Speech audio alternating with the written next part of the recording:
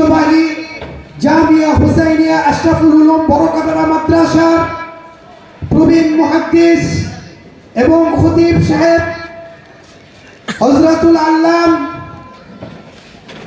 মাওলানা মুফতি শহীদুল আনোয়ার সাহেব, হযরত মাওলানা মুফতি শহীদ আনোয়ার সাহেব হযরতকে তিনার আমাদের উস্তাদে মুহতারাম হযরতকে তিনার মূল্যবান গুরুত্বপূর্ণ বয়ান পেশ করার জন্য অনুরোধ করছি। আসসালামু আলাইকুম ওয়া রাহমাতুল্লাহি ওয়া বারাকাতুহু। আলহামদুলিল্লাহি ওয়া কাফা ওয়া সালামুন আলা ইবাদিহিল্লাযীনা ইসতাফা আম্মা বা'দ। فقد قال الله سبحانه وتعالى في كلامه المجيد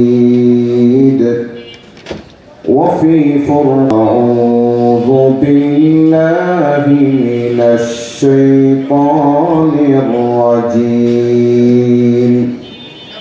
بسم الله